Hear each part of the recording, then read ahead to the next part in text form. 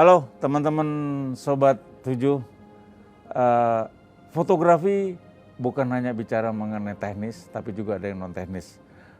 Mengenai hal ini, tonton terus ya di Sabtu Me Time Trans 7 bersama saya, Darwis Triadi.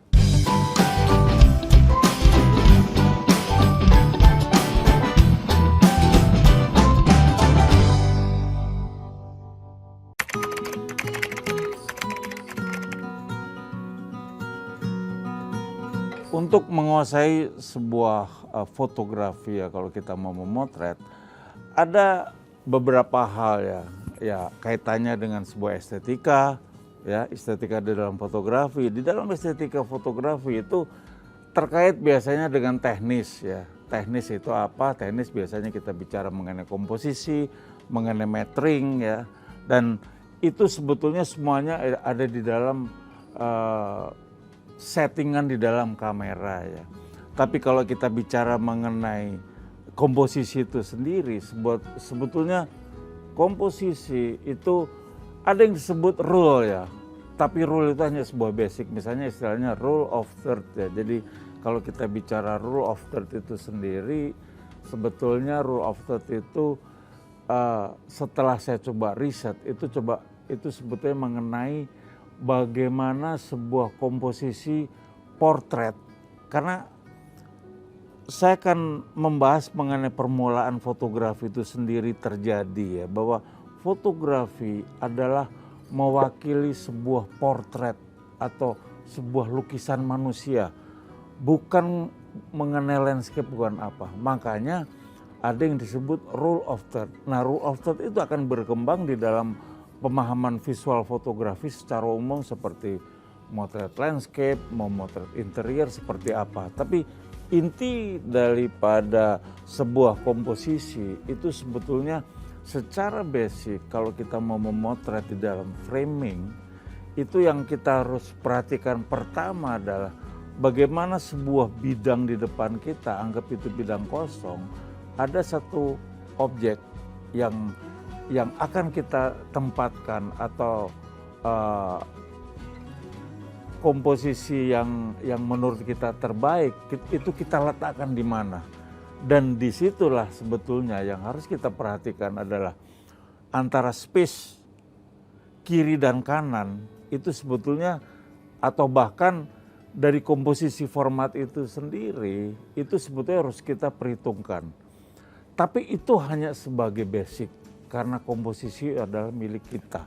Jadi istilahnya rule of third itu hanya sebagai guidance saja, dan pada akhirnya kita bisa memposisikan apakah itu bentuknya simetris, kiri kanan sama, bahkan juga kita bisa melakukan asimetris atau kiri dan kanan berbeda. Misalnya sebuah frame kita cuma meletakkan di sini space kosong.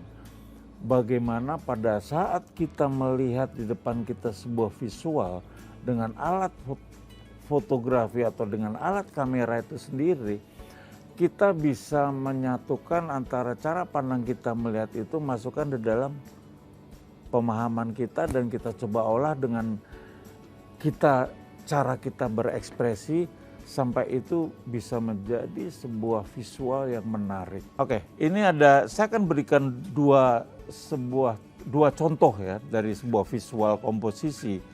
Yang satu saya sebut asimetris saja ya. Karena apa? Karena antara kiri dan kanan itu sangat berbeda. Ini satu contohnya, ini ya fotonya.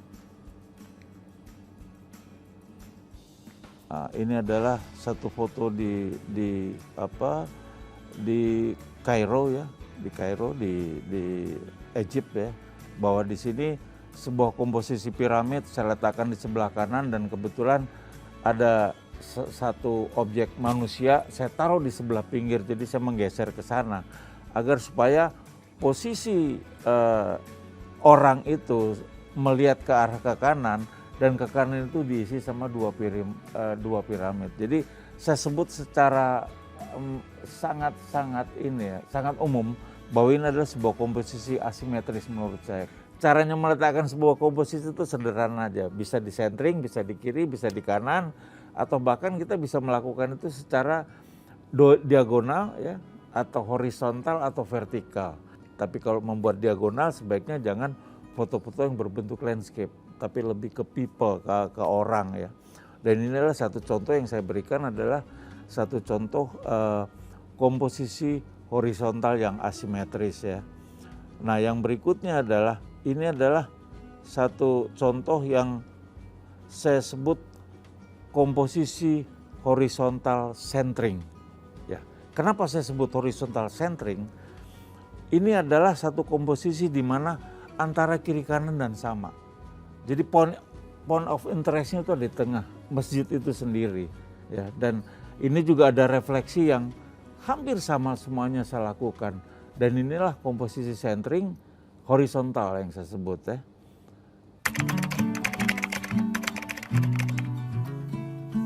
Bagaimana kita memilih lensa yang tepat?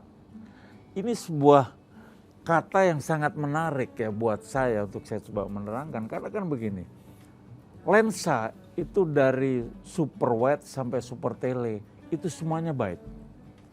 Tinggal keperluannya saja yang harus kita lihat untuk apa. Karena gini, kalau saya bicara mengenai lensa dari yang paling lebar dulu ya, itu ada fish eye, tapi fish eye jarang digunakan. Tapi ada super wide. Yang disebut super wide adalah sebuah lensa yang dari ujung sana sampai ujung sana, tapi bukan 180 derajat ya.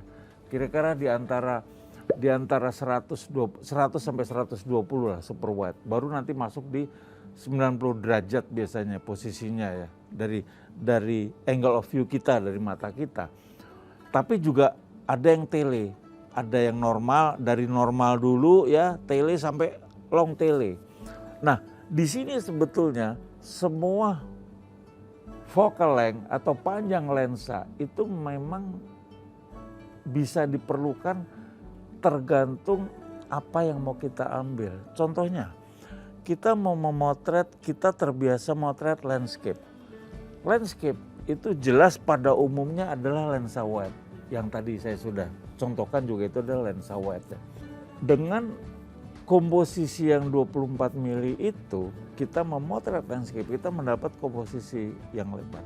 Tapi pada saat kita misalnya kita di Bromo, kita ngelihat satu objek, ada pohon kering satu, terus di belakangnya ada misalnya ada gundukan bukit gunung, terus lightingnya bagus.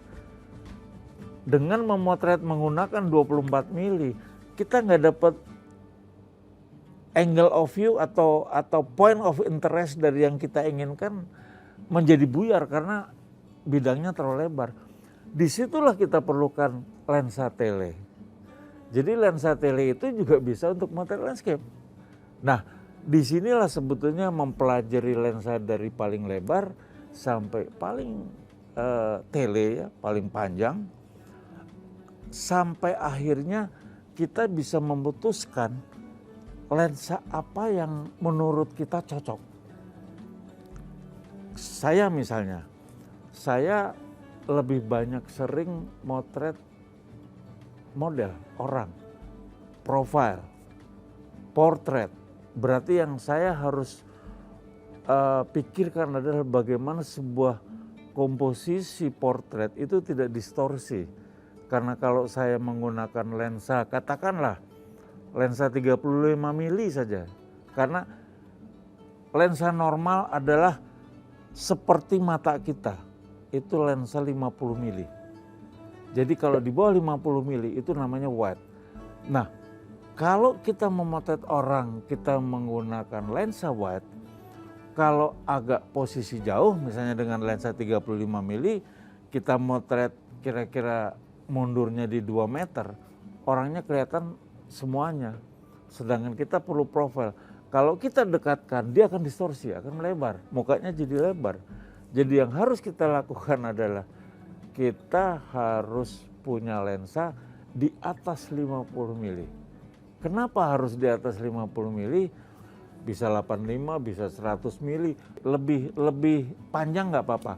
Dengan kita misalnya dengan menggunakan 150 mili misalnya, jarak 2 meter hanya dapat segini, kita bisa mundur. Dengan cara mundur, wajah yang kita foto, yang kita potret tidak akan distorsi.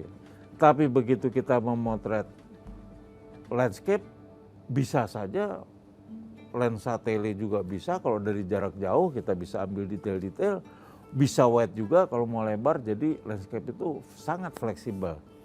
Tapi kalau kita memotret benda yang kecil dan lebih dekat lagi, apa yang disebut makro, kita harus menggunakan lensa makro jelas. Yang disebut makro adalah sebuah lensa atau panjang lensa yang dia bisa didekatkan ke objek sedekat mungkin. Biasanya bisa sampai antara 10 cm, 20 cm ya, tergantung kapasitas panjang lensanya. Menggunakan lensa makro itu banyak sekali macamnya dan tergantung jumlahnya. Kalau tergantung objeknya. Kalau kita memotret semut dengan memotret belalang pasti akan beda ya. Semut lebih kecil, kita perlu lebih dekat lagi. Tapi ada juga yang namanya zoom. Kalau zoom tuh fleksibel. Jadi bisa katakanlah kita punya lensa 24-70. Jadi itu dari sejak wide sama di atas normal sedikit atau belum terlalu tele, itu bisa kita gunakan.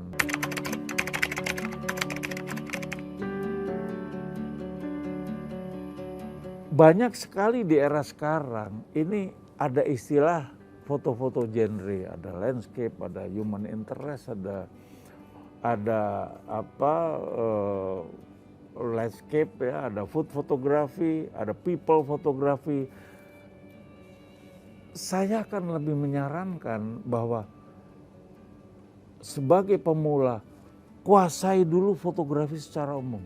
Artinya apa? Kita harus belajar lighting, kita harus belajar ya lighting kaitannya dengan komposisi, dengan estetika tadi yang sudah kita bicarakan, dengan mood itu sendiri. Sesudah itu baru kita coba bertanya pada diri kita, yang paling asik apa sih motret gitu. Oh kayaknya saya lebih senang motret landscape. Nggak apa-apa, lakukan itu secara detail, secara mendalam sampai kita paham benar mengenai komposisi cahaya. Tapi dari semua itu, dari pengalaman saya, jadi semua yang saya berikan ini adalah bukan teori, tapi pengalaman. Jadi nggak bakal salah. Jadi dari pengalaman saya, pada saat dulu saya mempelajari fotografi, ternyata dalam kondisi yang serba teknologi mumpuni, atau kita dengan mudah memotret, yang harus kita kuasai adalah apa? Memotret manusia. Selebihnya sebetulnya sangat mudah. Orang mau makan pakai HP, cekrek motret makanan pasti jadi. Selama ada lightingnya. Apalagi dia bisa melihat lighting, bisa ngelihat cahaya. Ada landscape, bagus, cekrek pasti bagus. Selama ada cahaya bagus. Makanya biasakan mata kita selalu bisa melihat sesuatu yang bagus di depan kita berdasarkan cahaya. Selebihnya, coba ngelihat setiap objek, itu kita coba memframekan mana-mana yang menurut kita baik. Kenapa saya selalu bilang bahwa kita harus bisa motret orang? Karena motret orang itu bukan hanya masalah komposisi, bukan hanya masalah lighting, bukan hanya masalah mood, tapi bagaimana kita bisa berinteraksi, berkomunikasi. Kamera apapun segala macam, kalau kita nggak bisa berkomunikasi, tidak bisa berinteraksi, foto itu menjadi mati. Tapi kalau kita bisa berkomunikasi dengan alat smartphone aja pasti akan bagus.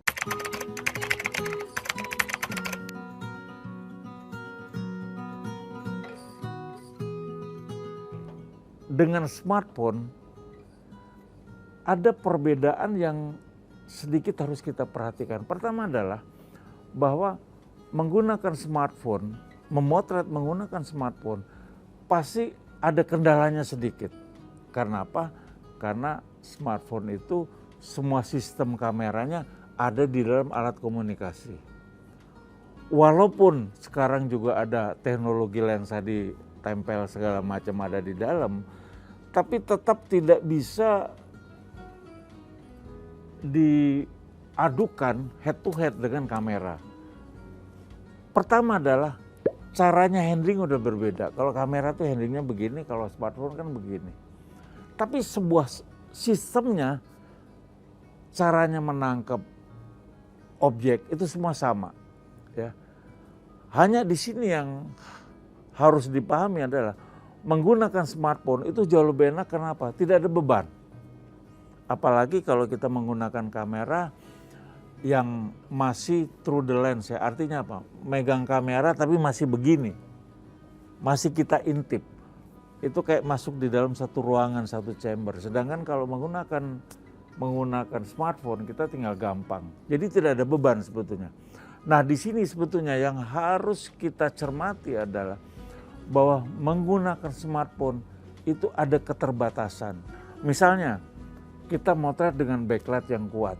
Ya dengan smartphone kita harus berpikir bahwa itu tidak akan maksimal seperti kalau kita menggunakan lensa. Karena lensa itu setiap lensa punya kapasitas yang bisa mengendalikan cahaya situasi apapun, terutama lensa-lensa yang baik ya, yang prime lens ya.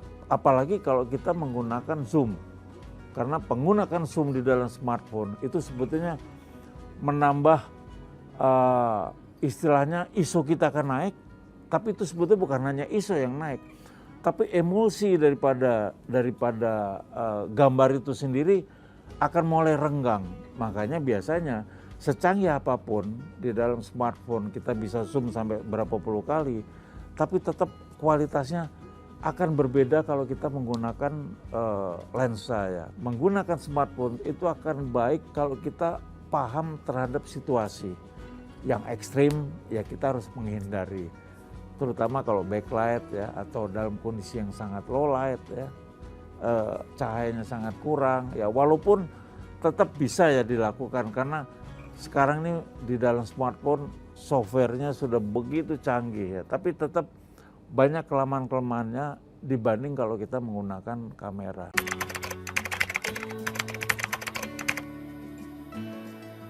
Ya, oke. Jadi di era sekarang bagi setiap fotografer memang tantangannya sangat berat ya, cukup berat menurut saya. Karena apa? Karena hampir setiap orang bisa memotret. Tapi ada satu hal yang sebetulnya harus kita pahami agar supaya kita menjadi berbeda dari satu sama yang lain. Pertama adalah buatlah jati diri di dalam kita setiap memotret. Karena karakter itu penting. Di sini sebetulnya yang saya sebut karakter adalah bagaimana foto-foto kita ini merepresentkan berbeda. Karena sekarang, satu contoh sederhana lah. Sekarang banyak di era sekarang fotografi itu banyak apa yang saya sebut tren lah ya. Sekarang trennya misalnya menggunakan warna seperti ini dan itu bisa gampang kita dapatkan. Apa istilahnya preset ya, kita dapatkan gitu. Nah, kalau kita melakukan itu tidak apa-apa, tapi kita sama dengan yang lain. Jadi ada 100 foto, ada 100 video, ada 100 gambar, bagus, tapi sama semua. Kalau kita mau berbeda, kita coba harus mencari, carinya dari mana? Ya kita harus belajar mengenai lighting yang jelas ya, karena lighting itu bisa kita create. Setiap kita memunculkan visual kita, buat satu komposisi lighting yang berbeda. Nah disinilah sebetulnya seorang fotografer, dia harus bisa membentuk jati diri dia. Karakter building itu paling penting. Selain juga pribadi diri dia agar supaya, karena sekarang kan di dalam era media sosial sekarang ini, kita memotret, kita mempunyai hasil foto, tapi kita harus memunculkan diri kita juga kan. Nah itu harus secara simultan.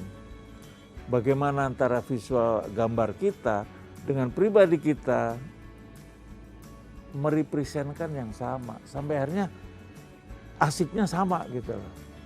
Nah ini yang perlu kita pelajarin agar supaya ya kita berbeda dengan yang lain, tidak sama, karena begitu sama Ya kita kan dilindas.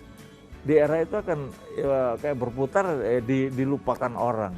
Itu harus kita coba mencari jati diri kita dengan cara secara visual kita masukkan konsep-konsep lighting kita, komposisi kita sampai orang paham, oh ini hasil karyanya si A, seperti itu.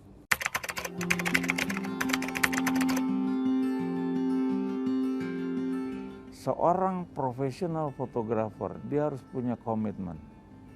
Komitmen apa? Komitmen bahwa dia seorang yang berprofesi fotografi, dia akan memberikan yang terbaik, dia akan melayani. Melayani siapa? Jelas klien ya. Tetap di sini sebetulnya bahwa klien adalah raja. Karena dia yang tahu persis apa yang dia inginkan. Jadi kita harus ngikutin.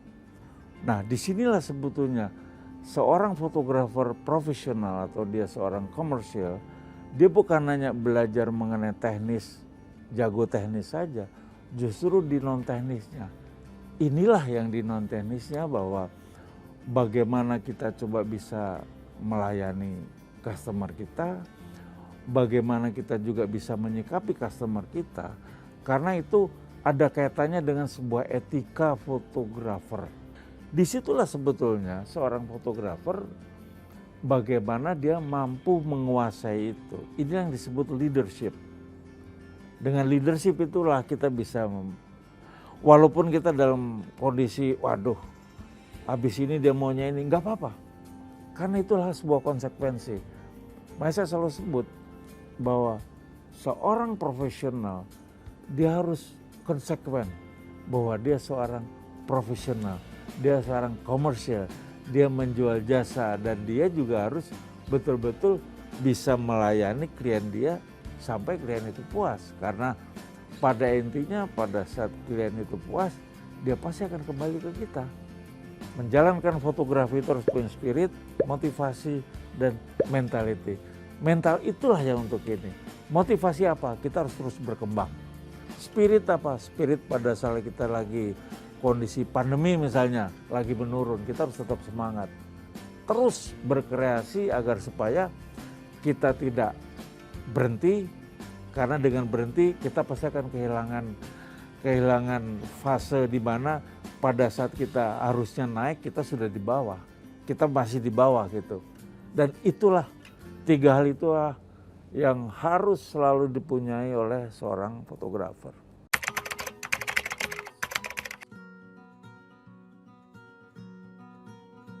Oke, pada saat kita sudah katakanlah sudah merasa bahwa kita ini sudah bisa lah di dalam fotografi secara teknis, sudah expert lah. Bagaimana cara kita bisa sukses ya atau dikenal orang? Saya akan bicara kondisi sekarang ya, karena kondisi zaman dulu lebih sulit. Zaman kondisi sekarang ini media sosial luar biasa. Jadi kita berkarya, kita blast, kita posting, orang melihat pasti akan bertanya. Dan disitulah itu yang akan memudahkan pekerjaan kita. Orang begitu tertarik pasti akan kontak kita. Tapi pada saat dulu apa yang saya lakukan, sebetulnya yang saya lakukan adalah bagaimana orang bisa melihat karya saya secara door to door. Jadi sangat penting seorang fotografer pada saat dia sudah merasa bisa dan dia merasa baik, dia coba melakukan hal sesuatu, jangan pernah berpikir komersial dulu. Jadi jangan selalu segala sesuatu dikaitkan dengan materi. Melakukan ini harus, atau selalu doing for money aja lah. Itu jangan boleh. Kita bisa menggunakan apa?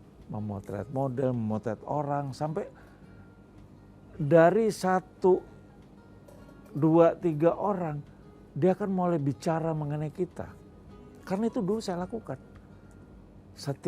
Semua model atau artis kita coba foto. Karena apa? Dari mereka itulah sebetulnya marketing tools yang paling baik. apalagi sekarang ya. Sekarang ini dengan media sosial yang luar biasa, kita motret begitu kita post dengan kesan yang baik terhadap setiap personal yang kita ambil, wah itu cepat sekali. Nah, bicara mengenai komersil, bicara mengenai kesuksesan, juga jangan pernah dikaitkan selalu komposisinya dengan materi. Karena apa? Karena sekali lagi, sebuah kesuksesan itu adalah bagaimana setiap orang bisa menghargai pekerjaan kita. Bagaimana orang apresiasi terhadap kita. Masalah rezeki itu sebetulnya kita harus percaya sama beliau yang di atas, sama Tuhan. Karena profesi apapun, apalagi fotografer ya, atau lagi fotografi, tanpa sebuah pengabdian itu limitnya pasti terbatas. Setahun, 2 tahun, 5 tahun selesai. Tapi kalau kita berniat bahwa saya akan mengabdi profesi ini, long lasting, bisa panjang. Saya sudah 44 tahun, tapi semangat saya masih tinggi, keinginan saya masih tidak terbatas, dan saya berpikiran selalu ke depan. Disinilah kuncinya sebetulnya, bagaimana seorang fotografer itu bisa sukses dengan cara pandang dia selalu melihat ke depannya. Oke, buat seorang fotografer pada saat dia berpikir bahwa lahan fotografi ini mau dijadikan bisnis ya. Sebetulnya dari pengalaman saya ada 2 hal yang saya mau berikan input ya. Pertama adalah bahwa kita sebagai independent fotografer. Yang kedua adalah kita sebagai seorang bisnis fotografi ya, seorang fotografer berbisnis fotografi. Yang pertama, untuk seorang bagaimana kita menjadi seorang independent fotografer, dari sejak semula saya sudah memberikan input juga bagaimana kita bisa merepresentkan diri kita seorang fotografer sampai orang bisa kenal dengan kita. Pertama adalah tadi sudah kita sebutkan, dia harus terus mempertahankan secara individu nama dia di dalam dia menjalani fotografi, agar supaya secara umum orang-orang atau masyarakat paham, tahu gitu loh profesi kita. Caranya ya kita harus socialize, kita harus memberikan input itu bukan hanya masalah mengenai bisnis fotografinya saja.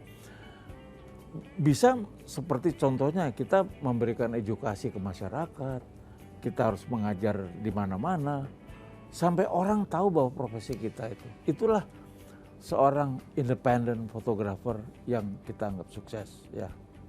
Nah, yang berikutnya adalah bisnis fotografi. Kebetulan saya tidak bakat bisnis, karena dari dulu sampai sekarang akhirnya yang saya pertahankan adalah branding saya lah, nama saja yang saya terus perhatikan, tapi itu tetap akhirnya terkait dengan bisnis fotografi itu sendiri gitu. Nah, seorang bisnis fotografi kalau dia memang mau mengarah ke sana, secara manajemen itu akan berbeda. Karena apa? Contohnya misalnya kita mau berbisnis fotografi, bikin organisasi wedding fotografer misalnya. Nah, dia harus bisa memanage, dia harus bisa marketing pintar, ya, dia harus bisa mengolah itu semuanya. Secara manajerial dia harus menguasai semuanya. Dan itu ya mungkin banyak sekali yang bisa menguasai itulah dengan cara ya banyak sekali, terutama dengan media sosial sekarang ya. Tapi sense of business di dalam menjalankan fotografi memang harus bakat orang itu. Dengan cara kita melayani, dengan service kita yang berbeda, dan itu caranya macam-macam sekarang. Saya rasa banyak sekali yang sudah bisa menjalankan itu. Nah, itulah 2 yang berbeda, bahwa di dalam atau seorang fotografer itu dia bisa melakukan 2 hal itu. Kalau dia tidak bisa berbisnis secara betul-betul bisnis fotografi ya secara real, dia bisa menjalankan seperti yang saya lakukan adalah sebagai independent photographer. Jadi bedanya kalau kita sebagai independent photographer, orang kalau perlu ke kita ya karena jasa kita. Tapi kalau di bisnis fotografi, itu bisa saja organisasi kita bukan kita yang memanage itu.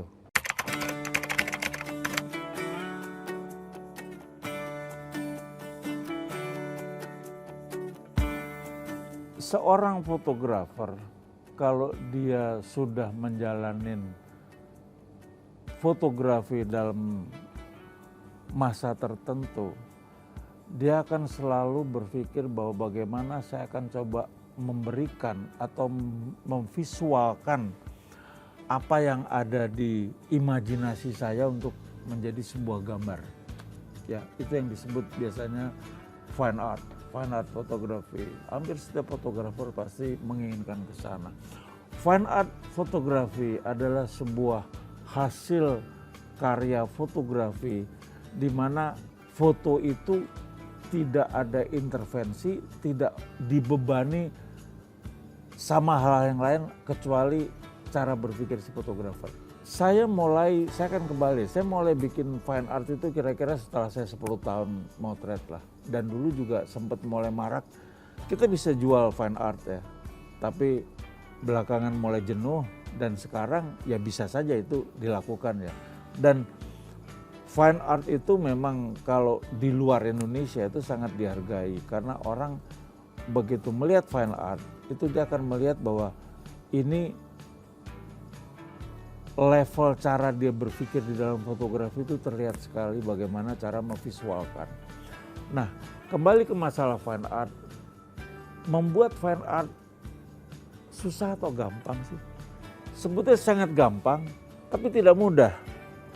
Karena kadang-kadang kalau kita membuat fine art masih terganjal dengan sesuatu atau kita tidak jujur, itu memvisualkan sulit. Nah, sejak dulu saya selalu membuat fine art yang terkait dengan manusia. Nah, manusia saya lebih sempitkan lagi. Perempuan, bukan laki. Karena saya selalu berimajinasi bahwa ciptaan Tuhan yang indah di bumi ini cuma dua. Satu pemandangan, satu lagi perempuan. Jadi buat saya dua hal itulah. Kenapa perempuan?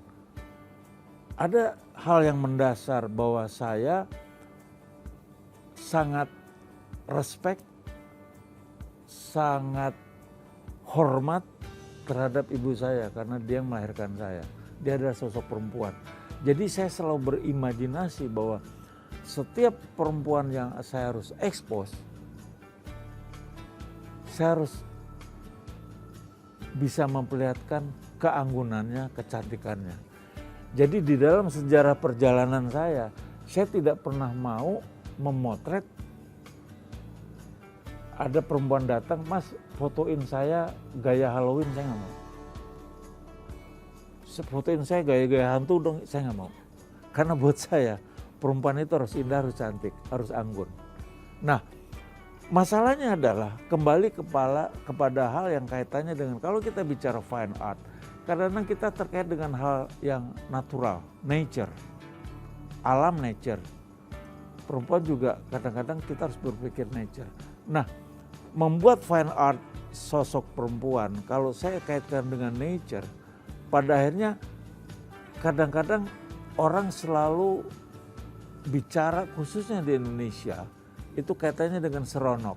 Ya, seronok atau pada akhirnya vulgar lah apa. Nah, sebetulnya saya bisa membedakan ya, saya akan mengatakan perbedaan yang sangat jauh berbeda antara sebuah ketelanjangan porno dan ketelanjangan art.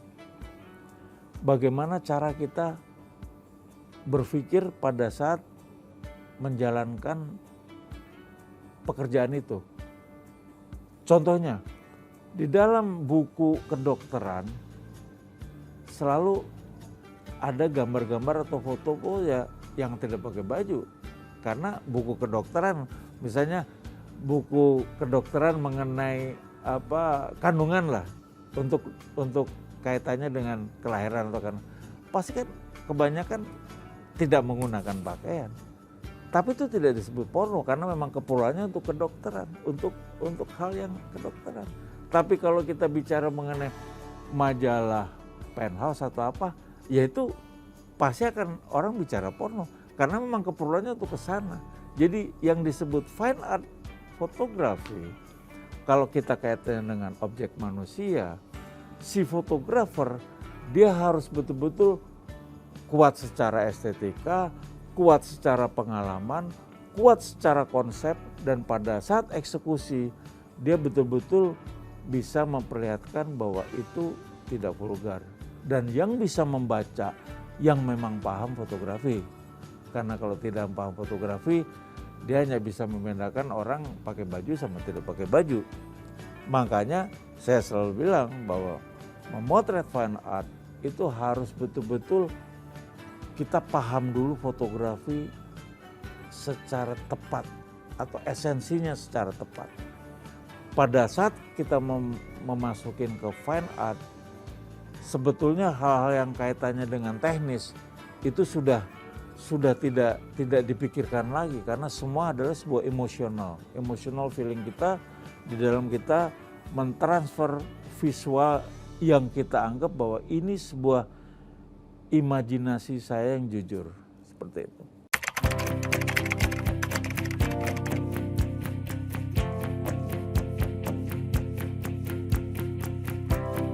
Oke, jadi sebetulnya begini, kalau kita menjalankan fotografi, ya, yang terpenting adalah pada saat kita menjalankan itu, kita harus bertanya bahwa apakah ini segala sesuatu yang saya harus jalankan ini menjadi sesuatu yang selalu membuat spirit kenyamanan saya. Karena kalau menjalankan segala sesuatu tanpa punya spirit dan kenyamanan, itu menjadi sebuah beban. Jadi saya menjalankan fotografi, pertama adalah saya berpikir bahwa fotografi ini menjadi nyaman, menjadi asik lah ya. Nah, berikutnya adalah bahwa bagaimana fotografi ini bisa saya jalankan dengan konsisten. Nah, saya harus terus mendevelop kondisi yang ada. Ini udah nggak bicara mengenai teknis, karena teknis ya semuanya kita memang harus belajar, harus menguasai ya. Tapi pada akhirnya adalah bahwa sebuah profesi ini selalu menjadi spirit saya sampai akhirnya keinginan untuk melakukan hal itu menjadi berkesinambungan. Pada akhirnya ya tadi sudah saya sebutkan, masuknya hal pekerjaan kita ini, apa yang kita jalankan, kaitannya dengan spirit lagi, kita harus selalu punya motivasi, dan pada akhirnya mentality itu menjadi satu basic yang sangat utama pada saat kita ngalamin kondisi fluktuasi atau kita lagi di atas, lagi di bawah. Karena saya kan keluar sedikit dari konteks ini ya, tapi sebetulnya sangat terkait bahwa dari pengalaman saya melakukan fotografi itu sebetulnya kayak kita menjalankan hidup. Karena menjalankan hidup kita harus selalu berintrospeksi, kita harus selalu punya semangat dalam kondisi apapun, kita harus punya kejujuran, kita harus punya satu konsekuensi. Ya. Apa yang harus kita jalankan pasti semuanya ada konsekuensinya. Sama di fotografi juga itu. Dengan kejujuran kita kan selalu menjalankan itu dengan nyaman. Tapi dengan satu semangat, dengan satu komitmen, dengan satu dedikasi, itu adalah sebuah pengabdian yang memang harus kita lakukan sampai kapanpun, karena spirit itu akan tetap ada ya kalau kita menjalankan itu semua ya.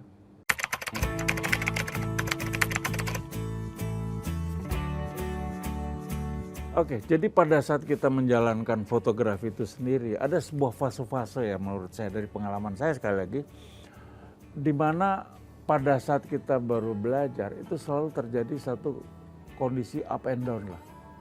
Wah, nggak yakin, naik lagi yakin. Itu biasanya dalam taraf galau gitu ya bisa dihitung 1-2 tahun lah. Pada tahun kelima itu biasanya kita sudah mulai bisa merasakan bahwa yang saya jalankan ini secara koridor udah benar belum, udah nyaman nggak saya. Nah di sini sebetulnya sangatlah bagus kalau seorang fotografer pada saat dia menjalankan itu sebetulnya ada satu hal yang bagaimana setiap kita melakukan pekerjaan atau menjalankan fotografi itu sendiri, ada sebuah trigger ya di dalam batin kita. Itu ada trigger, wih asik, semangat. Ada nggak itu? Nah, begitu kita merasa ada, itulah yang harus dikejar. Karena kalau udah kita masuk ke sana, itu artinya kita sudah mau mendapatkan sebuah passion. Seorang fotografer pekerjaan pasti up and down. Sama saya juga ya, itu saya jalankan. Setahun saya nggak bekerja ada gitu. Tapi bagaimana kondisi itu kita bisa maintain cara berpikir kita bahwa pada saat kita sudah masuk atau kita mempunyai passion, kita harus berpikir bahwa menjalankan fotografi itu seperti kayak menjalankan hidup. Kayak roda muter di atas, di samping bawah. Nah, persoalannya adalah pada saat kita di atas, kita jangan dongak terus, kita lihat ke bawah. Mempersiapkan diri untuk pada saat kita di bawah. Artinya apa? Biasanya pada saat kita di atas, jangan sombong lah. Ya. Tetap berbagi, jangan ngerasa paling bagus. Dan itu yang paling, karena saya ini hampir 45 tahun menjalani fotografi. Saya paham semuanya. Dari teman, dari semuanya lah. Saya banyak pelajarin seperti itu. Nah, pada saat kita mulai, yang namanya hidup itu kayak roda. Pada saat kita di posisi mau ke bawah, sebetulnya kita nggak usah ragu, kita nggak usah pesimis. Karena apa? Disitulah pada saat itu kita mempersiapkan diri untuk naik ke atas. Caranya gimana? Ya kita harus mendevelop. Harus mendevelop fotografi kita. Ini kenapa dalam sekian bulan ini kita nggak benar gitu loh. Kayaknya orang kok nggak suka kerja sama saya. Oh mungkin saya ini, mungkin saya. Introspeksi jadi. Nah sambil mempersiapkan itu, kalau kita punya spirit tetap tinggi, itu pasti ada masanya kita naik ke atas lagi. Nah pada saat ke atas, bagaimana kita mempertahankan, itu bisa. Selama pada saat kita di atas, kita harus selalu waspada. Waspada artinya apa? Jangan pernah sedikit pun kita merasa bahwa kita paling bagus, paling hebat. Ya, karena begitu kita sudah merasa paling hebat, paling ini, berarti pada saat itulah kita ada di bawah sebetulnya. Apalagi kita ngerasa paling bagus. Karena buat saya, fotografi itu tidak pernah berhenti belajar. Jadi yang penting adalah jalanin fotografi seperti kita jalanin hidup. Sangat simpel sebetulnya. Kejujuran, ya. Selalu bersyukur, selalu mendevelop, selalu punya motivasi, dan kita harus punya mental yang baik. Oke, saya Darus Triadi. Sampai jumpa lagi di Sabtu Me Time yang lainnya.